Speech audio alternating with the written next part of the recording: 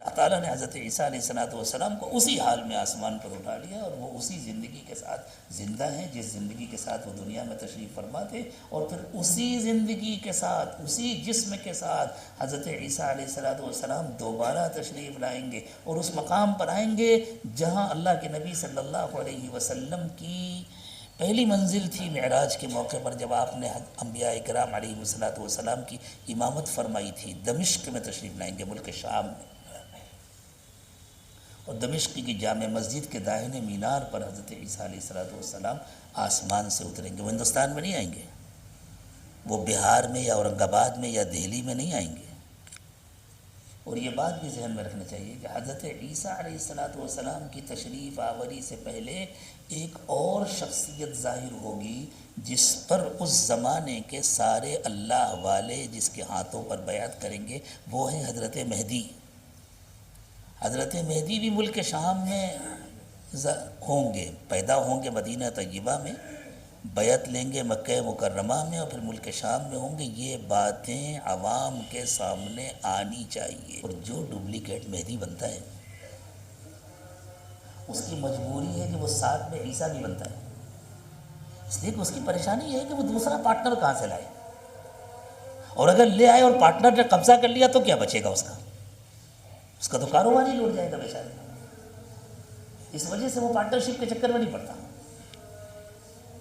وہ دونوں کرسیوں پر اکیلے قبضہ کرتا ہے، کہتا ہے میں ہی مہدی ہوں، میں ہی عیسیٰ ہوں، جبکہ اللہ کے نبی صلی اللہ علیہ وسلم نے صاف صاف بتایا یہ دو الگ الگ شخصیتیں ہیں۔ حضرت مہدی پیدا ہوں گے مدینہ طیبہ میں، حضرت عیسیٰ اب پیدا نہیں ہوں گے، وہ تو پیدا ہو چکے حضرت مریم کے ذریعے سے، اور حضرت مہدی کے والد بھی ہوں گے، والدہ بھی ہوں گی۔ حضرت مہدی کا خاندان بتلایا اللہ کے نبی صلی اللہ علیہ وسلم نے کہ وہ میری بیٹی فاطمہ کی اولاد ہوں گے، اور فاطمہ کے بیٹے حسن کی اولاد ہوں گے۔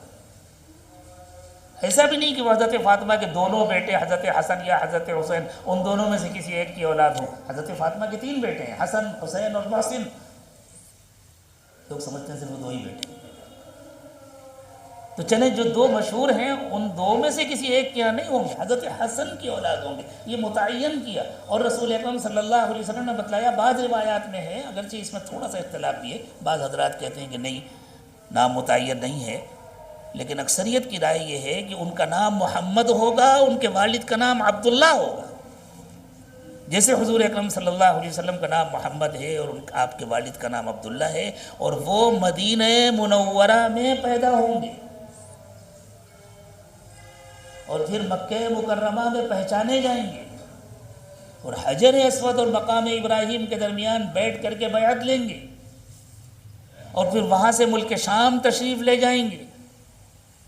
پھر دجال کا ظہور ہوگا، اور پھر ملک شام میں ان کا دجال سے مقابلہ ہو رہا ہوگا،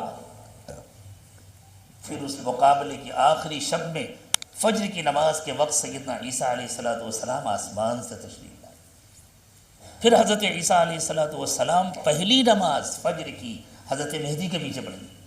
حضرت مہدی کہیں گے آپ تشریف لائیے، آپ اللہ کے نبی ہیں، آپ نماز پڑھائیے۔ حضرت عیسیٰ کہیں گے نہیں، اب تو میں امتی بن کر آیا ہوں، میں نبی تو ہوں لیکن اب میں امتی بن کے آیا ہوں،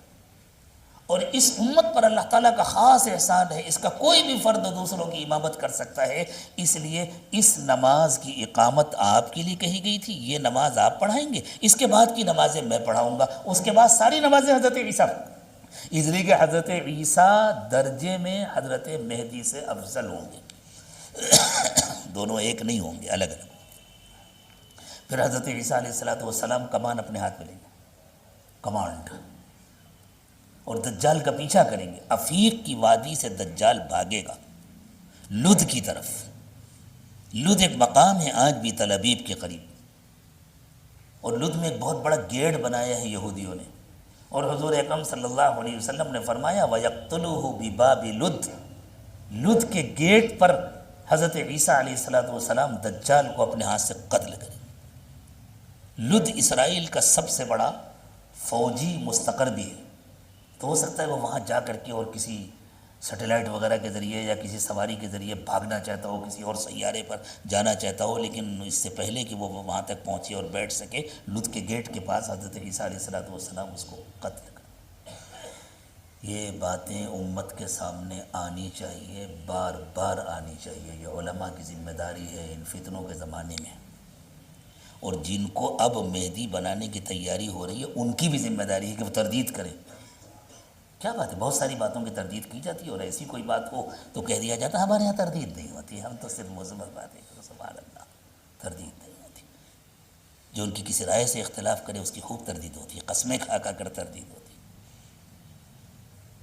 اور جہاں عقیدے کے سلسلے میں فتنہ پیدا ہونے کا اندیشہ ہوا، ہمارے یہاں تردید نہیں ہوتی۔ یہ فلسفہ قابل قبول نہیں، ان کو تردید کرنی چاہیے، اور ان کو حضرت عیسیٰ اور حضرت مہدی کے بارے میں پوری بات تفصیل سے بتلانی چاہیے اپنے لوگوں کو، اپنے عوام کو، اپنے معتقدین کو، اپنے مریدین کو۔ بہرحال یہ ان کا کام ہے، ان کو کرنا چاہیے۔ ہمارا جو کام ہے اس وقت ہم کریں۔